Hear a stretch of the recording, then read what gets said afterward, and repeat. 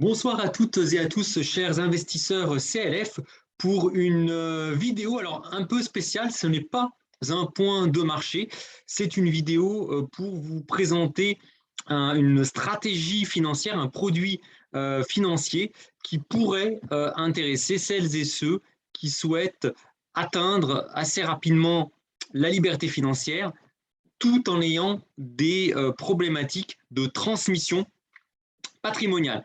Voilà, donc c'est une problématique à laquelle je suis confronté et je souhaite partager tout cela avec vous. Alors, c'est pas du tout une publicité pour une société, un produit particulier, c'est une présentation d'une problématique à laquelle je fais face et la stratégie que je vais mettre en place et qui pourrait peut-être vous intéresser si vous souhaitez évidemment faire la même chose. Alors, de quoi il s'agit? Alors, c'est une stratégie qui s'appelle la SCPI, investir dans une SCPI à démembrement viager en usufruit.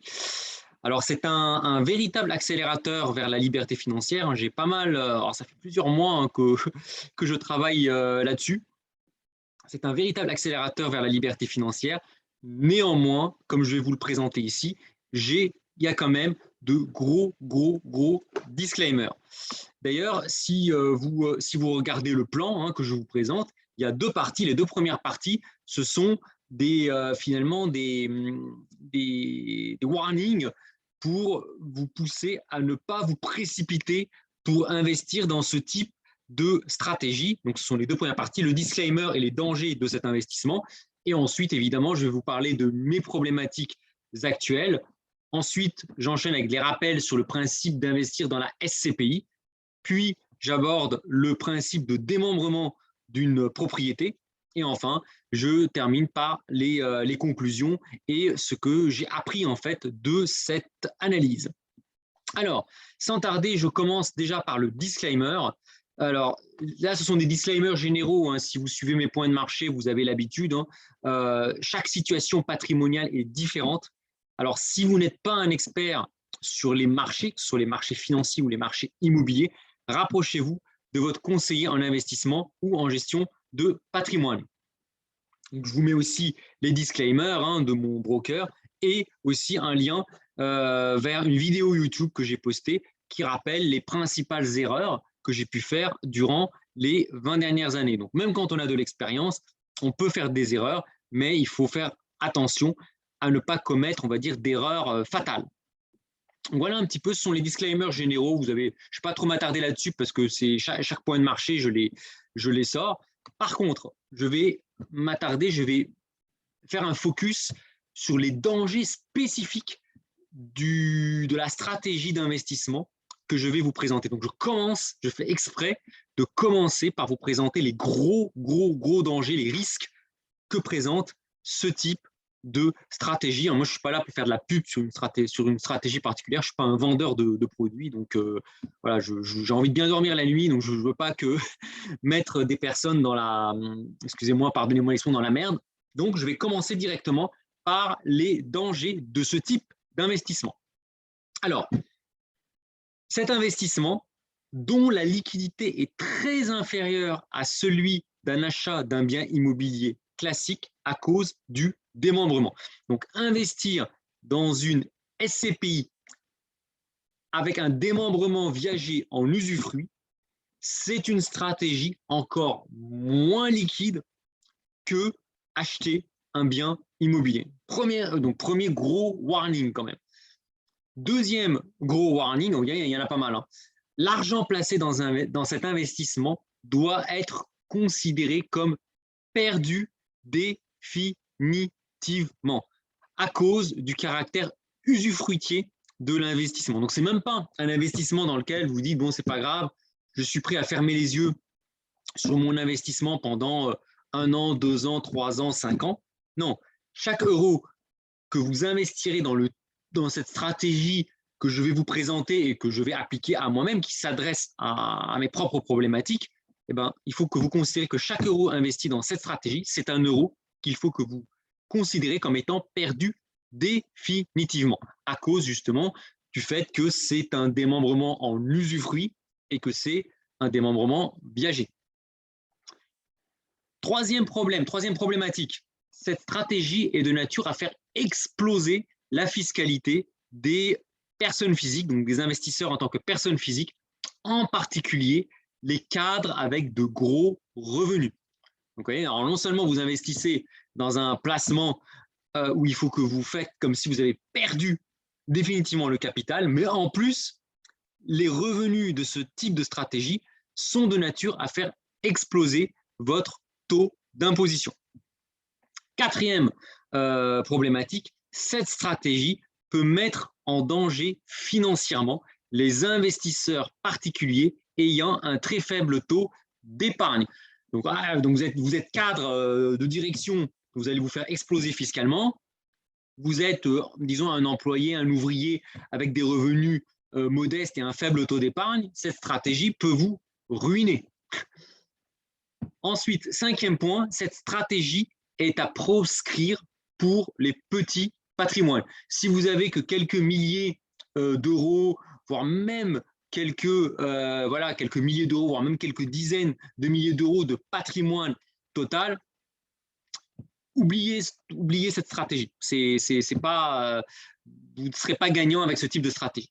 Et enfin, last but not least, cette stratégie est à proscrire en l'absence de descendants à qui vous souhaitez transmettre un patrimoine. Mais oui, parce que forcément, quand vous faites un démembrement, je vais y revenir plus en détail, vous faites un démembrement et que vous prenez l'usufruit, ben forcément, si vous n'avez pas de descendants à qui donner la nue propriété, ben la nue propriété, elle ira à quelqu'un d'autre, à quelqu'un d'étranger, d'extérieur à votre famille. Donc, si vous n'avez pas de descendants à qui vous souhaitez transmettre un patrimoine, cette stratégie, oubliez-la. Donc, vous l'aurez compris, donc, il y a quand même énormément de cas, énormément de situations dans lesquelles cette stratégie est vraiment, vraiment pas du tout intéressante, voire même est ruineuse. Donc voilà, là-dessus, je suis très très clair, hein, c'est des disclaimers en police 25, hein, je ne m'en cache pas. Donc c'est une stratégie qui n'est adaptée qu'à un nombre très restreint de personnes, et sans vouloir vous démoraliser, vous décourager, toutes les personnes avec qui j'ai pu échanger, hein, qui m'ont demandé ce que je pensais de ce type de stratégie, quand je leur ai fait un peu leur bilan patrimonial et que je leur ai un peu posé des questions sur leur projet de vie, sur leur situation familiale, leur salaire, etc. Ben, en fait, sur une centaine de personnes que je peux connaître dans mon entourage, le nombre de personnes pour lesquelles cette stratégie est pertinente, ça se compte sur les doigts d'une main. Donc, vous voyez, ça s'adresse à un nombre restreint de personnes. Alors maintenant, je vais rentrer dans le vif du sujet, hein, peut-être des choses qui sont quand même qui vont peut-être plus vous intéresser, parce que là, si vous m'avez écouté jusqu'à maintenant, vous dites cette vidéo, elle sert à rien, quoi. Non, il y a quand même un intérêt sur cet investissement, puisque c'est quelque chose que je compte appliquer à moi-même. Alors, quelles sont mes problématiques? Mes problématiques aujourd'hui, je veux transmettre un capital à mes enfants et, j'insiste bien sur le « et », avoir des revenus complémentaires passifs pour atteindre la liberté financière. Donc, évidemment, j'ai deux objectifs qui, a priori, peuvent être contradictoires. Transmettre un patrimoine conséquent à mes enfants, mais chaque euro transmis sera d'une part taxé à 40% au titre de l'impôt sur les successions que mes enfants auront énormément de mal à gérer. Et en plus, chaque euro transmis à mes enfants, dans le cas normal, hein, ne pourra plus me générer de revenus complémentaires passifs indispensables pour atteindre la liberté financière. Et atteindre la liberté financière, pour celles et ceux qui me suivent, c'est évidemment ne plus dépendre d'un salaire. Enfin, c'est ça la liberté financière. Donc là, on voit bien qu'effectivement, dans un cas normal, dans un cas standard, si je transmets 1 euro, 10 euros, 100 euros, 100 000 euros, 1 million d'euros, bah, forcément, cet argent qui n'est plus dans mon patrimoine, bah, il ne va plus, a priori, dans 99% des cas, il ne va plus me donner, me générer des revenus dont j'ai absolument besoin pour devenir libre financièrement. Donc ça, c'est une vraie problématique. Ça fait des mois que je cogite là-dessus. Mais évidemment, à chaque problème, il y a une solution. Alors, c'est en lisant sur Boursorama, Capital, sur la manière dont quelqu'un qui peut être inspirant, donc Bernard Arnault, encore lui, prépare sa succession à la tête de LVMH, et en utilisant mes compétences en gestion financière et actuarielle, que j'ai mis en place la stratégie que je vais vous présenter. Donc là, vous verrez un petit peu, vous voyez si ça vous intéresse, ce sont des articles, des extraits d'articles du Capital et de Boursorama, donc c'est quand même, voilà, c'est pas des fake news, ce sont quand même des journaux qui ont pignon sur rue et qui vous montrent en fait comment Bernard Arnault, à son niveau, vraiment transmet son patrimoine à ses enfants, mais transmet également sa philosophie de vie à ses enfants. Donc pour celles et ceux qui ont un peu cet esprit un peu dynastique, on va dire, c'est très intéressant à lire ces articles. Et moi, je me suis pas mal inspiré de tout ça pour me construire ma propre stratégie. Alors évidemment, je ne peux pas répliquer la stratégie de Bernard Arnault, parce que Bernard Arnault, il est multimilliardaire, etc. Moi, à mon niveau, je suis loin d'être milliardaire. Moi, je suis, voilà, le seuil de la liberté financière, c'est à peu près, alors ça dépend où est-ce que l'on vit, mais si vous vivez en France, voilà, c'est le seuil du million d'euros. Donc, entre quelques centaines de milliers d'euros, 1 million d'euros et 200 milliards, comme c'est le cas de Bernard Arnault, ça n'a rien à voir. On n'est pas du tout dans les mêmes mondes. Mais la philosophie, la manière dont ces personnes, ces patrons d'entreprise, ces entrepreneurs pensent, réfléchissent, elle est très intéressante pour s'inspirer et appliquer ce qu'ils font à nos propres problématiques. C'est ça qui est intéressant. C'est quand on voit quelqu'un comme ça, de toute façon, quand on analyse, quand on passe du temps à analyser les stratégies d'un Jeff Bezos ou d'un Bernard Arnault, de toute façon, il y a deux solutions. Soit on a envie de tout casser, de se révolter, soit on a envie de se dire « Waouh, qu'est-ce qu'ils sont forts, on va essayer de s'inspirer de ce qu'ils font ». Moi, j'ai choisi de m'inspirer un petit peu de ce que font ces personnes-là et de vous partager justement via cette chaîne les différentes stratégies.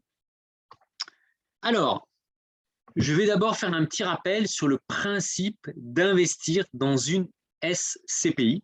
Alors là, vous avez un petit peu le schéma. En gros, c'est quoi? Vous êtes un investisseur, vous achetez des parts de SCPI. Alors, les SCPI, c'est Sociétés civiles de placement immobilier. Ce sont des sociétés de gestion qui vont acheter des immeubles, se constituer un parc immobilier, mettre ce parc immobilier en location. Les locataires, ça peut être des particuliers ou des entreprises, vont verser des loyers à la SCPI et la SCPI, dans laquelle vous avez investi, va vous redistribuer des loyers que l'on appellera dividendes. Voilà un petit peu le principe. Alors maintenant, je vais vous prendre un exemple un petit peu numérique, un exemple simple.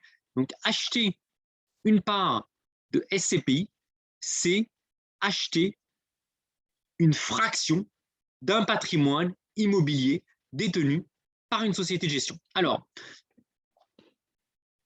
je prends un exemple. On suppose qu'il y a une SCPI qu'on va appeler Tartampion, détient un patrimoine de 100 millions d'euros, donc elle a investi, qu'elle divise son capital en 1 million de parts, donc 100 millions d'euros de patrimoine, d'actifs sous gestion, qu'elle divise en 1 million de parts. Vous l'aurez compris, chaque part vaudra 100 euros. Donc je suppose qu'un investisseur achète 100 parts. Donc il achète 100 parts, chaque part vaut 100 euros, 100 fois 100, ça fait 10 000 euros. Donc l'investisseur va investir 10 000 euros dans cette SCPI dont le capital total s'élève à 100 millions d'euros. Alors on suppose que cette SCPI, sur les 100 millions d'euros de la SCPI, elle a acheté 50 studios à Paris, 30 T2 à Lyon, 20 T3 à Strasbourg, 10 T4 situés à Rennes, 40 T4 à Rouen, etc., etc. Elle a acheté aussi des chambres d'étudiants, des chambres de service en maison de retraite, un complexe hôtelier, un groupe scolaire, un centre équestre, des forêts, etc., etc. Et en fait, c'est quoi l'avantage de cette stratégie en SCPI? C'est qu'en investissant 10 000 euros, donc en achetant 100 parts, en fait, ça revient à ce que vous soyez propriétaire avec vos 10 000 euros, hein, valeur investie 10 000 euros, donc sur les 100 millions que compte la SCPI, vous avez investi 10 000 euros, et ça revient, si la SCPI a ce patrimoine-là, c'est un peu comme si vous avez acheté 0,0001 studio à Paris, 0,003 T2 à Lyon, 0,002 T3 à Strasbourg, etc., etc. 0,0001 centre équestre en Camargue, 0,1 mètre carré en forêt Fontainebleau et 0,001 hectares de terrain agricole en Dordogne. Voilà.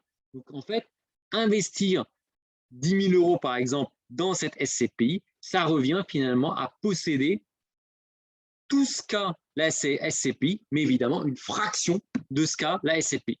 Donc vous l'aurez compris, un des gros avantages, c'est qu'avec un petit capital, vous pouvez avoir une énorme diversification. Vous savez bien que 10 000 euros, vous ne pouvez rien acheter tout cela.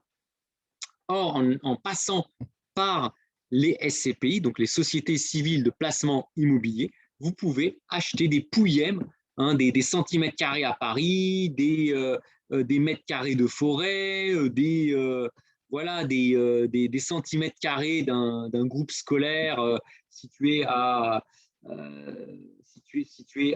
Avignon, etc., etc. Donc ça vous permet finalement, avec très peu de capital, d'avoir une très belle diversification en immobilier. Parce que le gros problème de l'immobilier, c'est que c'est très difficile de se diversifier. Avec 10 000 euros, vous pouvez, si vous suivez les points de marché, avec 10 000 euros, 20 000 euros, vous pouvez acheter, être investi à la fois dans l'or, dans le CAC 40, dans le Dow Jones, le Nasdaq, les bitcoins, etc. Grâce aux plateformes de trading, vous pouvez. En immobilier, c'est beaucoup plus compliqué. L'immobilier, voilà, le coût d'entrée d'une chambre de bonne à Paris, c'est 150 000, 200 000 euros d'une chambre de bonne à Paris. On voit tout de suite qu'il faut tout de suite de gros montants pour avoir ne serait-ce qu'un bien immobilier. Alors imaginez une diversification comme celle que je vous présente là, il faudrait des millions et des millions d'euros pour pouvoir prétendre à avoir un patrimoine diversifié en immobilier. Donc ça, c'est le principe de la SCPI. Alors maintenant, moi, ma stratégie, ce n'est pas juste investir dans de la SCPI, c'est investir dans une SCPI avec un démembrement, c'est-à-dire ce n'est pas un investissement plein, c'est un investissement partiel qu'on appelle un investissement démembré. Ça, c'est assez spécifique à l'immobilier. Alors, c'est quoi le démembrement? Donc, le démembrement, vous avez un peu le schéma un peu d'une maison quelque part. Hein. Vous allez prendre, vous pouvez en fait, dans un bien immobilier, vous voyez, vous avez à la fois une valeur financière, un bien immobilier il a une valeur financière, mais contrairement à une action, contrairement à une pièce d'or, il a une valeur d'usage. Un bien immobilier, vous pouvez y habiter.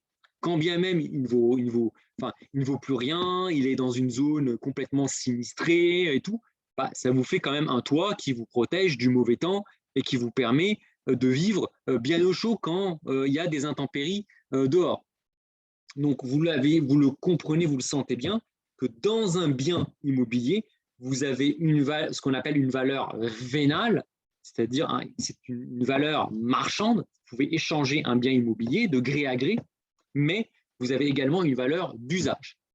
Et qu'est-ce qu'on a fait avec l'immobilier? On sépare la valeur d'usage, c'est-à-dire le fait de profiter, de vivre du bien immobilier, la valeur d'usage, avec la valeur marchande.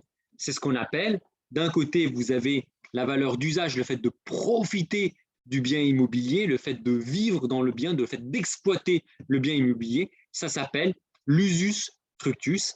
Et le fait de pouvoir vendre le bien immobilier, le fait de pouvoir faire des transactions avec ce bien immobilier pour en tirer un capital, ça s'appelle la nue propriété ou l'abusus.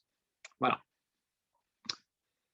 Donc, là encore, hein, voilà, ça c'est un petit peu des termes juridiques, hein, je rappelle. Donc, le droit de propriété comporte 3 attributs: l'usus, donc le droit d'utiliser le bien; le fructus, le droit d'en tirer des ressources, par exemple les loyers; et l'abusus, c'est le droit de disposer du bien, notamment en le vendant.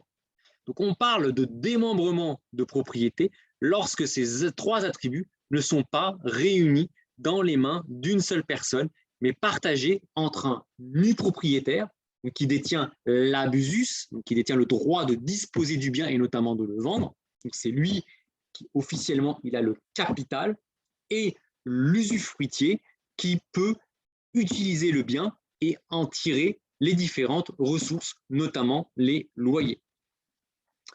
Donc, chacun d'entre eux possède des droits différenciés suivant le bien. Donc, l'usufruitier, il détient donc l'usus et le fructus. Hein, donc, je rappelle, hein, il peut utiliser le bien, le louer, en percevoir les loyers pendant la période de démembrement.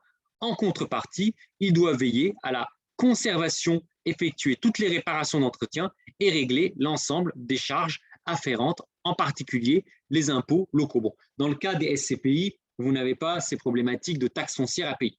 Le nu propriétaire, il ne supporte aucune charge d'entretien et de gestion pendant la durée de démembrement. À son issue, il devient automatiquement plein propriétaire, sans frais ni démarches supplémentaires. Vous voyez un petit peu ma problématique, c'est quoi? C'est que je veux transmettre un patrimoine à mes enfants en limitant effectivement l'imposition sur les successions, et en même temps, ce patrimoine que je veux transmettre au plus vite pour minimiser leur imposition, mais je veux que ce patrimoine continue, alors qu'il n'est plus dans mon portefeuille, continue à me verser des dividendes pour que je puisse moi-même atteindre la liberté financière. Parce que bon, c'est bien sympa que de transmettre un patrimoine à ses enfants.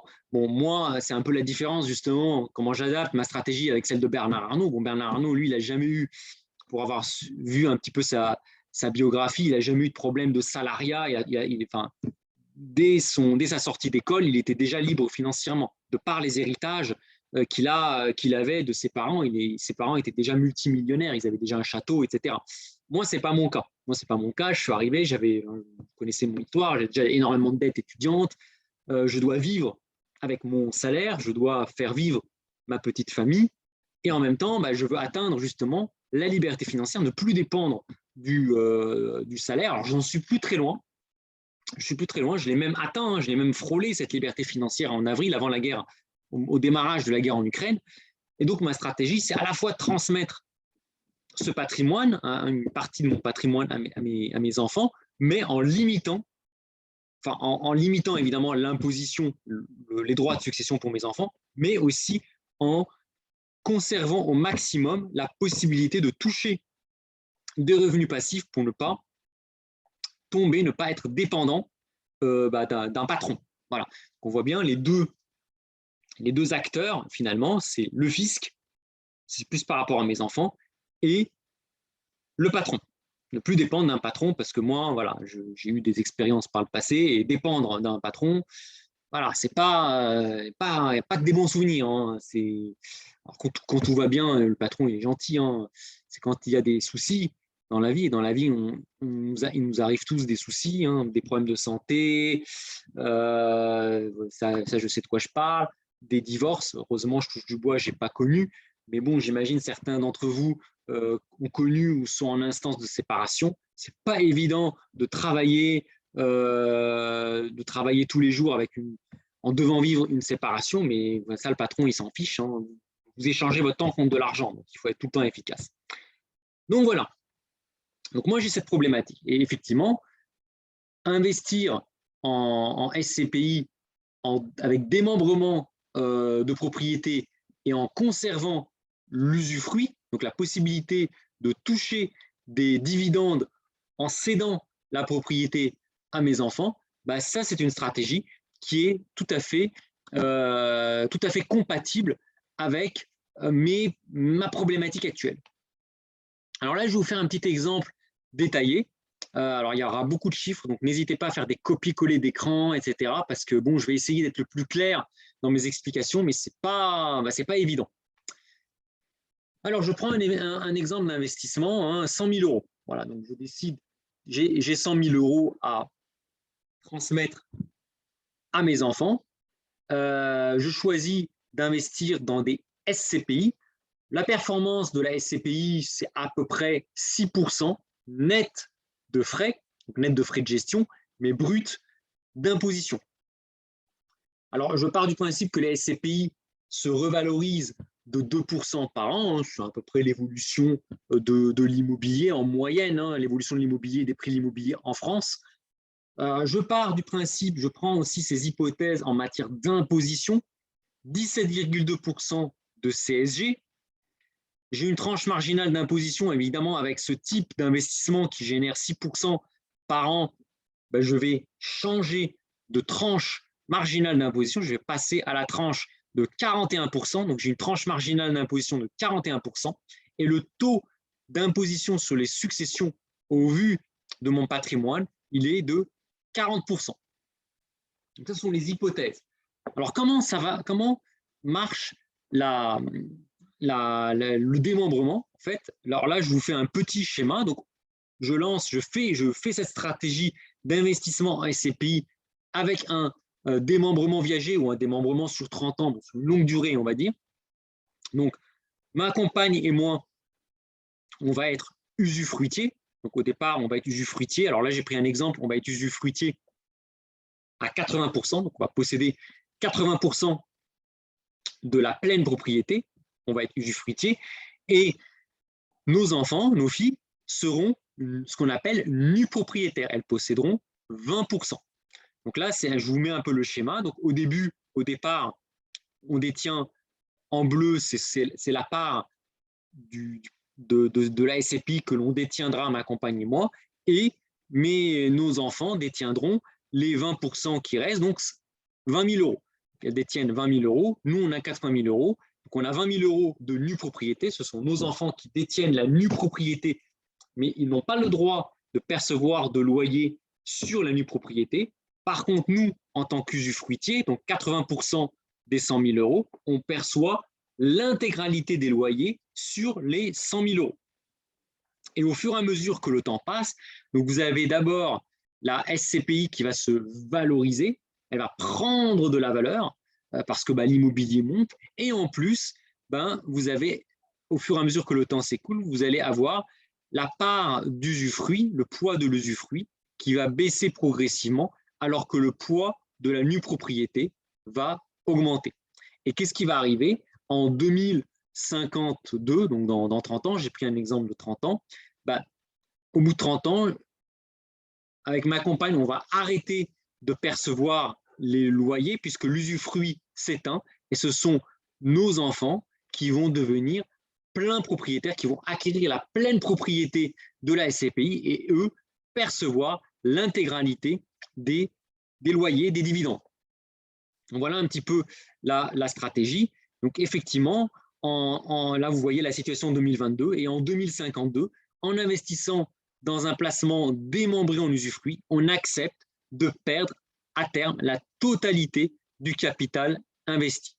La contrepartie à cela, c'est d'avoir des rendements boostés, parce que forcément, vous allez avoir des rendements sur un usufruit dont le montant est inférieur à la pleine propriété, mais les rendements, les loyers que vous percevrez, ils seront assis sur une assiette de pleine propriété.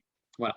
Et à la fin, en 2052, dans cet exemple, nos filles, la nue propriété représentera 100% de l'investissement, donc nos filles seront en pleine propriété, et puis ma compagne et moi, on n'a plus rien. On finit par perdre la totalité du capital au bout de 30 ans. Alors, si on fait un investissement en SCPI en viager, c'est pas au bout de 30 ans, c'est au décès, en fait, au décès des parents, que les enfants deviennent pleine propriété. Donc, l'usufruit ne s'éteint pas au bout de 10 ans, 15 ans, 30 ans, il s'éteint au décès au décès des personnes en fait, qui sont propriétaires de l'usufruit.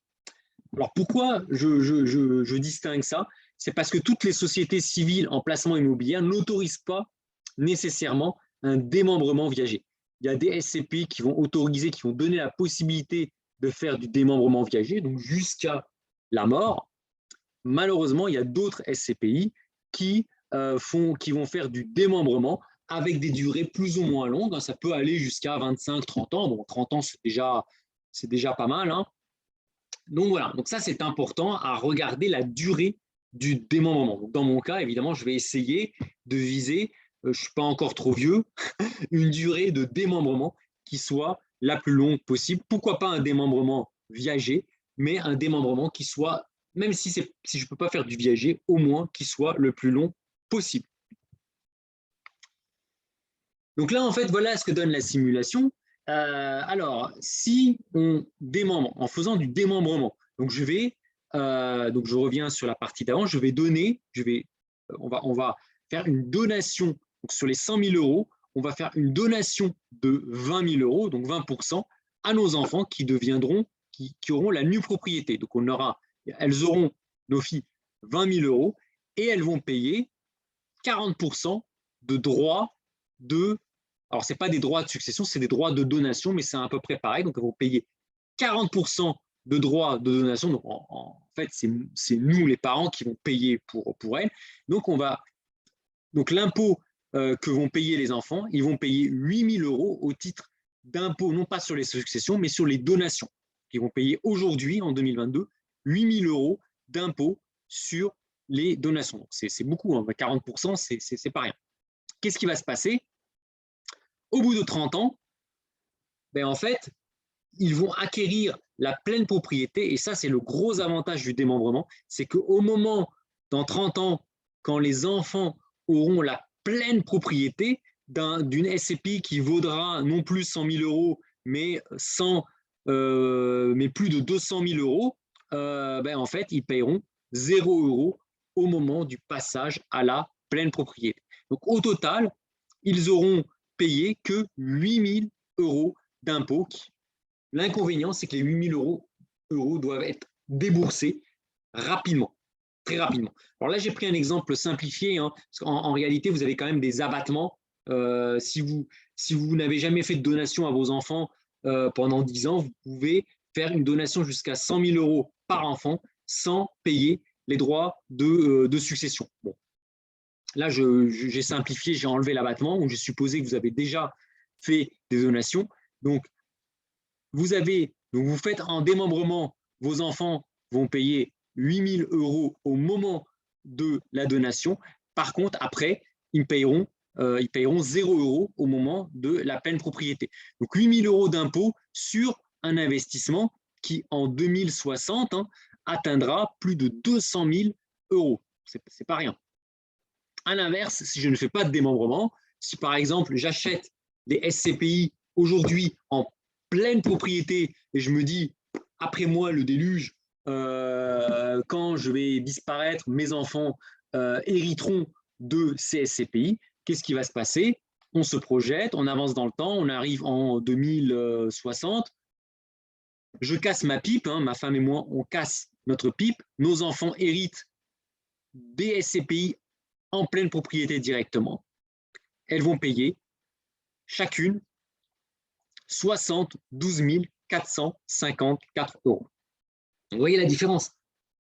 Donc, entre payer 8 000 euros aujourd'hui en 2022 en faisant une donation en nue propriété et que mes enfants payent 72 000 euros en 2052, l'écart il est énorme. Donc en utilisant la stratégie de démembrement, d'investir en SCPI avec un démembrement sur 30 ans, on fait une économie de 64 000 euros. Donc c'est énorme. C'est énorme. En fait, c'est quasiment, c'est plus de 40% en fait de la valorisation. L'économie d'impôt à elle seule représente 40% de la valorisation du patrimoine à transmettre, en comptant la valorisation de marché futur. Donc, avec le temps, la fraction de l'usufruit diminue au bénéfice de la nue propriété. Donc les enfants acquièrent progressivement la pleine propriété, mais ce passage de la nue propriété à la pleine propriété n'est pas taxé sur les successions. Donc ainsi, en 2052, les 20 000 euros de nue propriété acquis par les enfants s'élèvent à 100 000 euros avec l'extinction de l'usufruit, et avec la revalorisation de l'immobilier, on arrive à 181 000 euros en 2052 et à plus de 200 000 euros en 2060. Donc effectivement, là je rappelle, en l'absence de démembrement, les enfants paieront 72 500 euros lorsqu'ils, au moment en fait de la succession, au moment où finalement ils héritent brutalement d'une grosse somme d'argent, des SCPI qui étaient déjà, que je possédais déjà en pleine propriété, ils héritent en pleine propriété des SCPI et ils doivent débourser chacun 72 500 euros. C'est tout simplement énorme. Donc ça, c'est vraiment le premier avantage de l'achat de SCPI en démembrement viager ou démembrement de long terme, c'est économiser drastiquement l'impôt sur les successions. Le deuxième avantage, c'est que ça permet de booster les revenus complémentaires. Donc là, je vous fais vous avez un petit schéma. Donc d'aujourd'hui jusqu'à 2052, jusqu'à l'an 2052, en tant qu'usufruitier, je reçois tous les loyers, même si en tant qu'usufruitier, je ne possède que 30, 40, 50% de la pleine propriété, je reçois l'intégralité des loyers. Donc l'assiette des loyers que je perçois, ce n'est pas la part de l'usufruit, c'est la pleine propriété. Et j'arrête de percevoir les loyers qu'une fois que l'usufruit a expiré. Donc, dans cet exemple, au bout de 30 ans, si c'est un démembrement viager, c'est à mon décès que j'arrête de percevoir les loyers. C'est pour ça qu'on appelle ça un démembrement viager. Donc, en cas de démembrement en usufruit, de l'investissement en SCPI, les 100 000 euros fois 6%, donc fois 6 000 euros, ne sont pas calculés sur une assiette d'investissement de 100 000 euros, mais de 100 000 euros fois 80% qui correspond à l'usufruit. Donc ça revient en théorie à diviser le rendement par 0,8, ce qui donne un rendement de 7,5% net de frais avec une très faible volatilité. Un rendement de 7,5% net de frais, c'est tout simplement énorme. Il n'y a pas beaucoup de placements qui vous génèrent ce rendement. Et là, j'ai pris un exemple où l'usufruit pèse 80% de la pleine propriété. Vous pouvez très bien, si vous prenez des durées de démembrement plus courtes que 30 ans, vous pouvez très bien avoir un usufruit qui pèse 50%, que 50% de la pleine propriété. Et dans ce cas-là, c'est 6% divisé par 50%, donc 6% fois 2, c'est 12% de rendement net de frais auquel vous pouvez prétendre. Donc c'est très intéressant, ça permet vraiment de booster ces rendements, on va dire, ces rendements locatifs. Alors en contrepartie de ce surrendement, c'est pour cela que j'ai mis les warnings au début, le capital investi sera intégralement perdu en 2052 lorsque l'usufruit s'éteindra. C'est pour ça que j'ai pris deux couleurs différentes dans ce diagramme. C'est un diagramme que j'ai fait moi, je n'ai pas été le pomper quelque part, c'est moi-même qui l'ai. J'ai fait moi-même mon tableur Excel pour simuler tout ça. Donc, en bleu, ce sont les loyers que je perçois, qui en plus augmentent évidemment avec le temps, parce que plus les SCPI se revalorisent avec la hausse de l'immobilier, et plus les loyers en montant que je vais percevoir vont augmenter. Donc, mes loyers vont monter, ce sont les loyers en bleu qui me reviennent. Par contre, une fois que je ne suis plus, que j'ai perdu l'usufruit, donc au bout de 30 ans, ou à mon décès si c'est en viager, c'est le nu propriétaire qui devient pleinement propriétaire, qui perçoit directement l'intégralité des loyers. Voilà. Donc, en gros, mes enfants ne percevront aucun loyer pendant 30 ans, puis brutalement, ils percevront ces loyers en orange à partir de 2052. Voilà. Et moi, c'est l'inverse, c'est que je vais percevoir des loyers qui vont aller en augmentant, et c'est ça qui est très intéressant. Les loyers vont en augmentant alors que le poids de ce que je possède, le poids de l'usufruit dans le bien, lui, il diminue. Mais les loyers, eux, augmentent. Tant que j'ai 1% d'usufruit, tant que je suis propriétaire, ne serait-ce qu'à 1% d'usufruit dans le bien, je perçois l'intégralité des loyers. Donc, je perçois les loyers et puis à la fin, par contre, dès que je suis à 0 euros d'usufruit, dès que l'usufruit s'éteint, j'arrête de percevoir les loyers. Bon, je pars du principe que d'ici 30 ans, je serai sans doute à la retraite. Bon, voilà, peut-être plus de ce monde. Hein. Voilà, 30 ans, c'est long. Il faut faire 40 ans. Voilà. Troisième avantage, et là, c'est pour ça que ça ne s'adresse pas forcément à tout le monde, hein, accroître l'intérêt de quitter le salariat pour devenir entrepreneur ou investisseur. Alors, je m'explique. Les revenus complémentaires générés par cet investissement sont en contrepartie des rendements importants, très fortement taxés. Alors, c'est ça qui est très marrant, c'est que vous dépossédez d'un patrimoine au profit de vos enfants. Évidemment, la taxation sur le capital transmis à vos enfants par le démembrement sera très faible. Par contre, les revenus que vous percevez en tant qu'usufruitier, eux, seront énormément taxés. Et là, en fait, je vous montre, hein, le taux d'imposition s'élève à 17,2%, auquel on ajoute, donc 17,2% c'est la CSG, auquel on ajoute la tranche marginale d'imposition. Et vu le montant, vu le rendement de ce type d'investissement, vous avez vite fait de changer, hein, si vous avez déjà des revenus convenables, vous avez vite fait de changer de tranche marginale d'imposition. Donc ainsi, en cumulant cet investissement avec un salaire de cadre de direction, de cadre supérieur à 6 chiffres, qui génère une tranche marginale d'imposition à 41%, je me retrouverai avec une fiscalité très élevée, proche de 60% si on intègre la CSG. Donc, c'est un investissement qui va générer des revenus passifs importants, mais qui, cumulés à un salaire, vont aussi être très fortement taxés.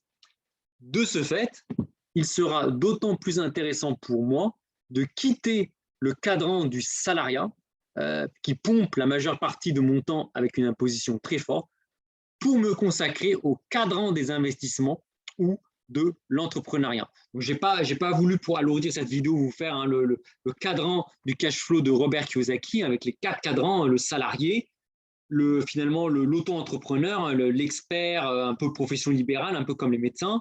Ensuite, vous avez le chef d'entreprise et vous avez l'investisseur. Et donc, en fait, là, qu'est-ce qui va se passer? C'est que l'investissement dans les SCPI à usufruit va me faire sauter de tranches d'imposition et ne pourra être contrebalancé que par une sortie du salariat. Là, je vous fais un petit exemple. Hein. Si donc l'impôt sur le revenu et la CSG payés annuellement en usufruit, donc avec salarié à 41%, 3 492 €, usufruit non salarié, 1 032 €. Donc, on voit bien que ce type d'investissement n'est pas forcément compatible, n'est pas forcément très rentable si l'objectif, c'est de rester salarié jusqu'à la retraite, voire même après. Parce que là, si jamais je quitte le salariat, le gain de pouvoir d'achat lié aux impôts en cas d'arrêt de l'activité de salarié est de 2 460 €. Et ça, c'est sur 100 000 € investis. Donc, évidemment, après, c'est proportionnel au montant investi. Donc là, en fait, j'ai mis l'économie mensuelle d'impôts réalisée en cas de sortie du salariat, fonction du montant investi en SCPI à démembrement viagé en usufruit.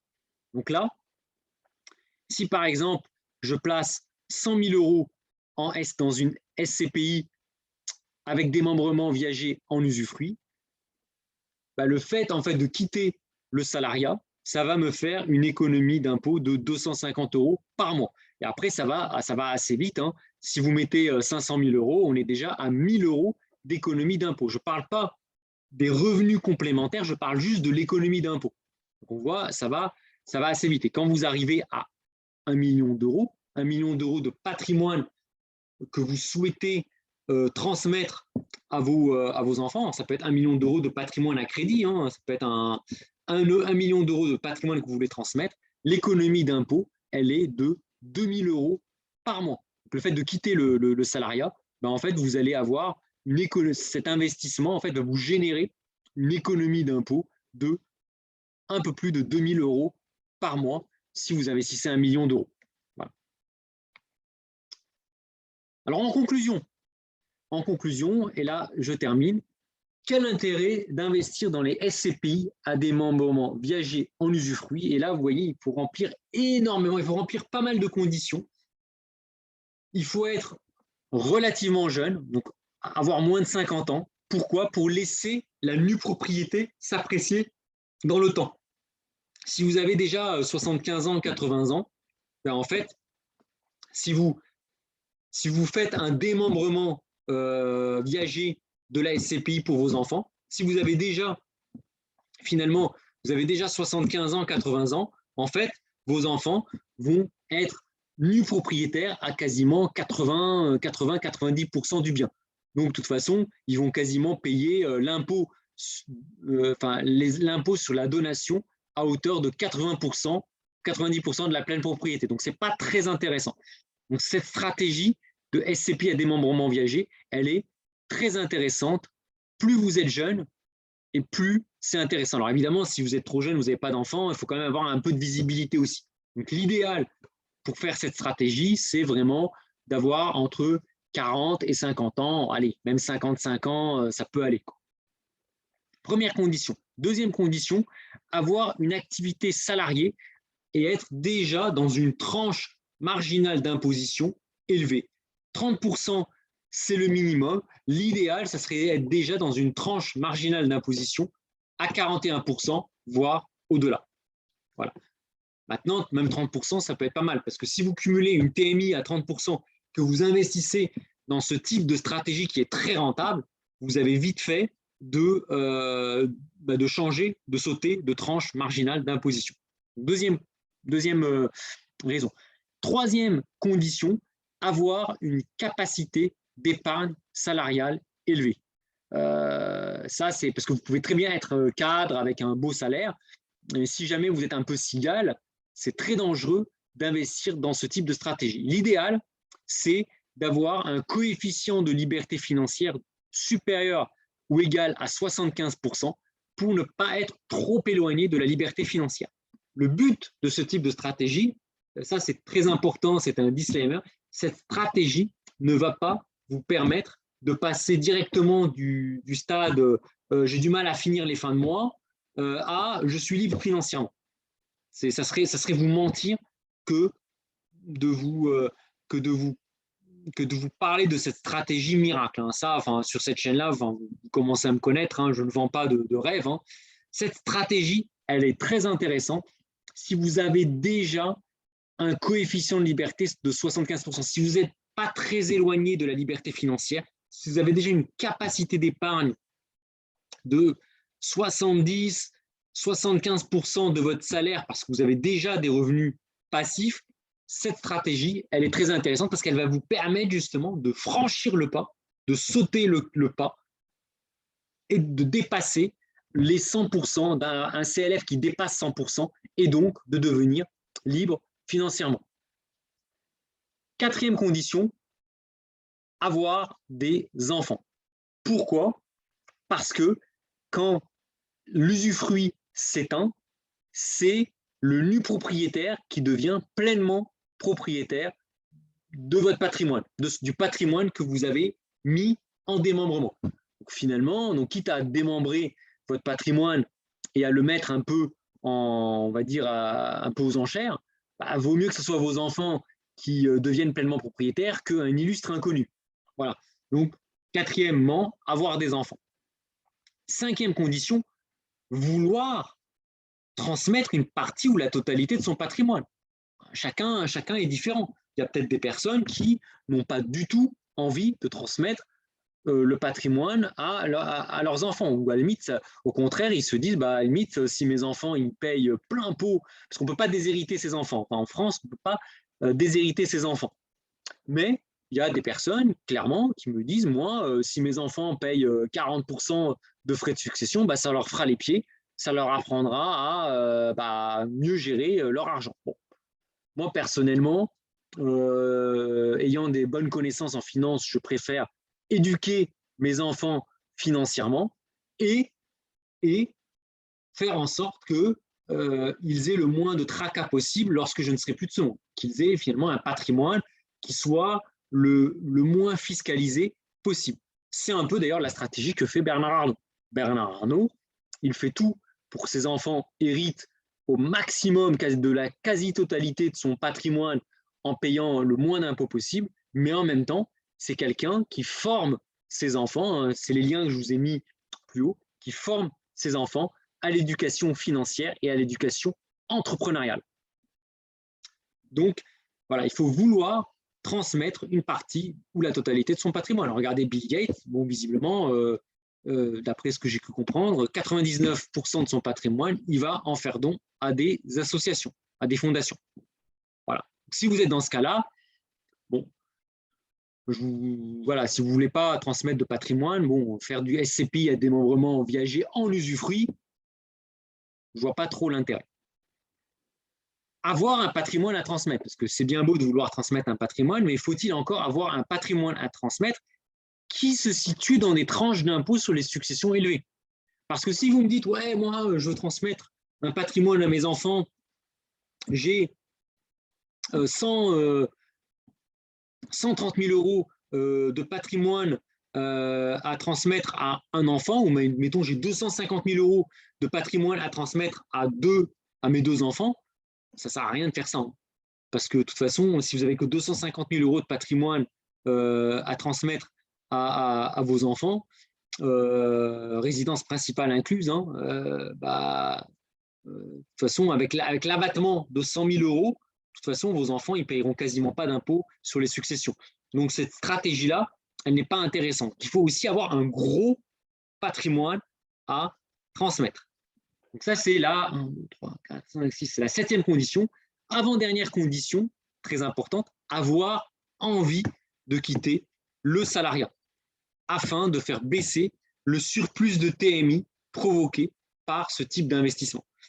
Parce que clairement, moi j'ai déjà discuté avec des cadres qui gagnent et qui ont un salaire à 6 chiffres, hein, qui gagnent plus de 10 000 euros par mois. Donc qui m'ont posé des questions hein, sur cette stratégie. Et lorsque je leur ai demandé, mais c'est quoi votre but dans la vie? Lorsqu'ils m'ont dit, bah, moi, mon employeur, c'est tout, c'est ma vie.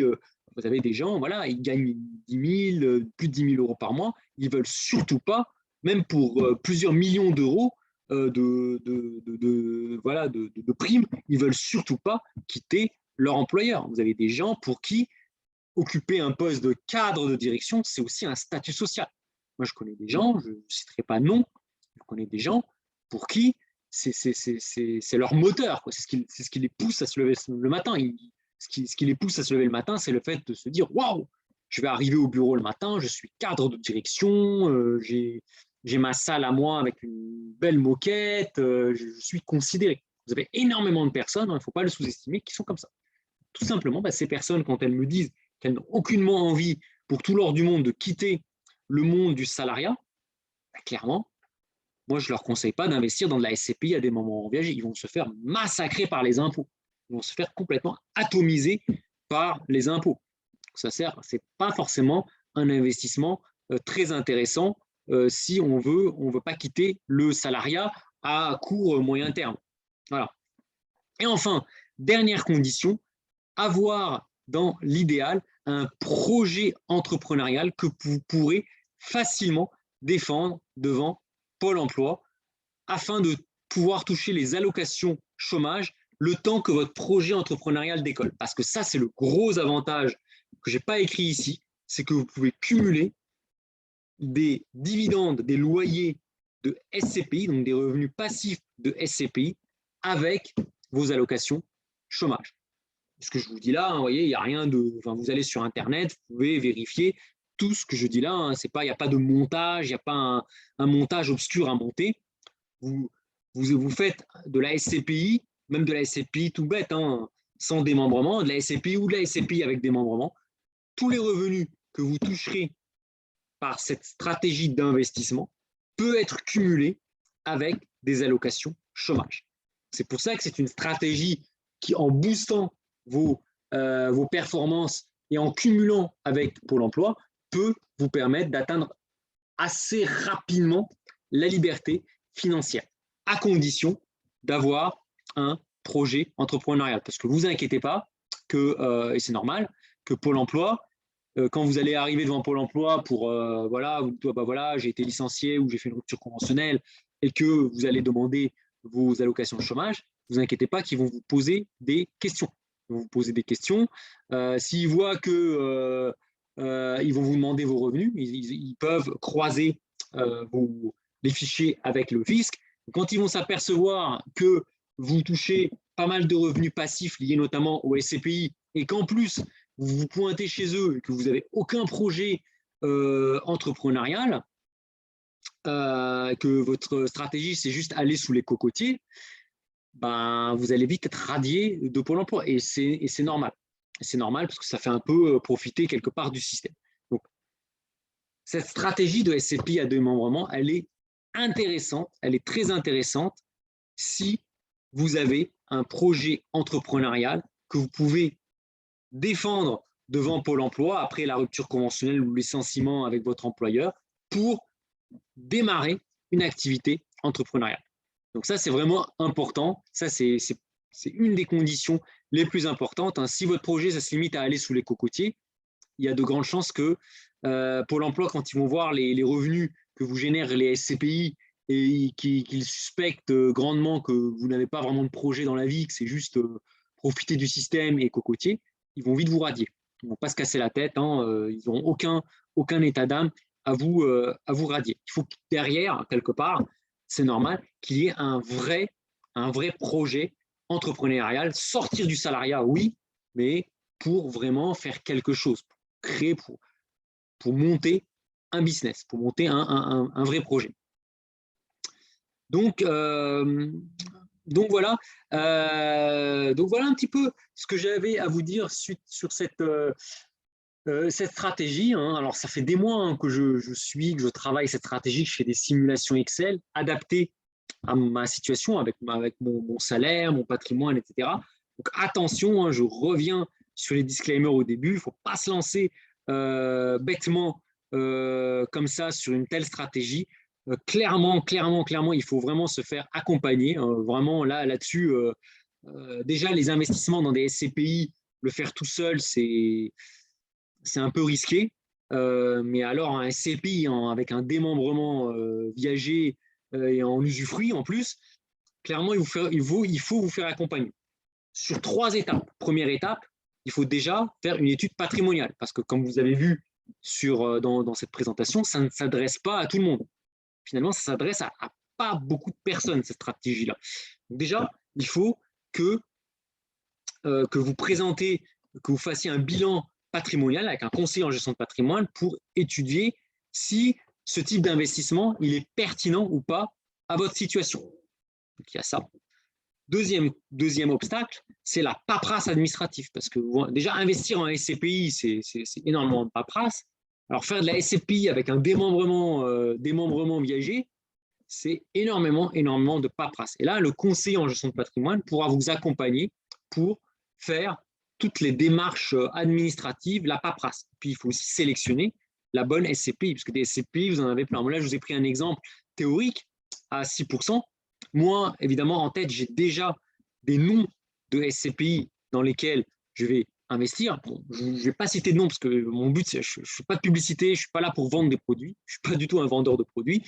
Je parle de la stratégie, mais il faut quand même que toutes les SCPI ne se valent pas, donc il faut aussi que votre conseiller en gestion de patrimoine vous conseille sur quel SCPI investir et vous accompagne dans les démarches administratives pour faire le démembrement avec usufruit. Donc ça, c'est aussi un travail. Et enfin, le troisième travail, ça c'est après, donc avant, il y a l'étude patrimoniale, pendant, il y a le choix des SCPI et les démarches administratives, et après, il y a toutes les déclarations fiscales. parce que vous faites un démembrement, donc il faut déclarer aux impôts la donation que vous avez fait à vos enfants, payer l'impôt sur la donation, et ensuite, chaque année, vous allez avoir les revenus des SCPI que vous allez percevoir, et ces revenus, il faut les déclarer dans la bonne case, etc. etc. Donc tout ça, voilà, c'est du travail aussi en aval. Et là, le conseiller en gestion de patrimoine pourra aussi vous accompagner. Donc voilà, donc ça c'est vraiment, je radote, je sais, mais c'est hyper important. J'ai décrit une stratégie d'investissement qui est très intéressante pour moi, mais ça ne veut pas dire qu'elle sera intéressante pour vous. Vous voyez, il y a plein de cas, finalement, ça ne marche pas. Hein. Vous êtes cadre dirigeant avec de gros salaires, mais vous voulez rester dans votre entreprise, ce n'est pas bon. Vous n'avez pas d'enfants, ce n'est pas bon. Vous ne voulez pas transmettre de patrimoine, ce n'est pas bon. Vous avez des revenus modestes, ce n'est pas bon. Vous voulez aller sous les cocotiers, vous n'avez pas vraiment de projet, etc. Ce n'est pas bon non plus parce que Pôle emploi, ils peuvent vous emmerder, même si juridiquement, vous pouvez cumuler, attention, vous pouvez cumuler revenus tirés des SCPI avec des revenus de l'allocation chômage. Juridiquement, vous pouvez. Par contre, évidemment, si votre seul projet, c'est cocotier, et voilà, Pôle emploi, ils peuvent vous radier parce que, pour cause d'absence de projet réel et sérieux de monter une affaire entrepreneuriale. Il ne s'agit pas juste de quitter le salariat pour quitter le salariat, il s'agit quand même d'avoir un projet derrière. Moi, par exemple, je vous parle beaucoup de mon souci d'atteindre la liberté financière, mais ce n'est pas atteindre la liberté financière pour ne rien faire. C'est atteindre la liberté financière pour travailler pour mes affaires, pour moi et pour mes enfants. Voilà. Et pas travailler pour enrichir finalement le capital d'actionnaires extérieurs ou d'un patron, etc. C'est ça. Mais j'ai quand même un projet, un vrai projet entrepreneurial et d'utilité sociale. Donc, je sais que Pôle emploi, si je devais me retrouver devant Pôle emploi, j'aurais aucun problème à leur présenter le projet. D'ailleurs, le projet, je pense que vous le devinez, c'est d'être moi-même conseiller en gestion de patrimoine indépendant. Et donc ça, évidemment, si Pôle emploi me fait passer un petit test pour tester ma motivation, rien qu'en regardant ces vidéos-là, bon, ça montre que voilà, je connais mon sujet, et la motivation, elle est là. Voilà.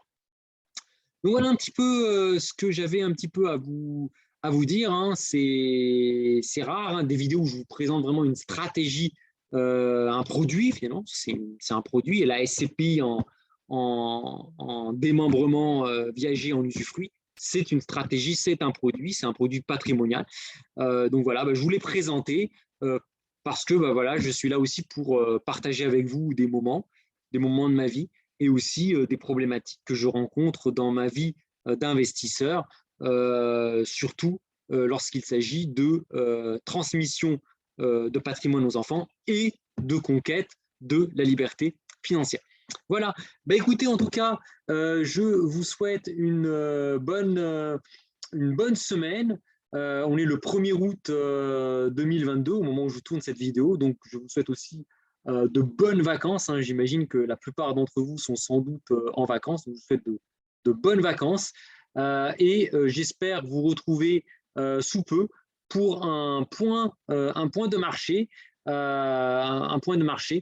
avant moi-même de partir, de prendre 3 semaines de vacances avec mon épouse et mes enfants pour partir en Italie. Voilà. Écoutez, en tout cas, je vous souhaite une bonne semaine et j'espère vous retrouver à très vite. Salut tout le monde!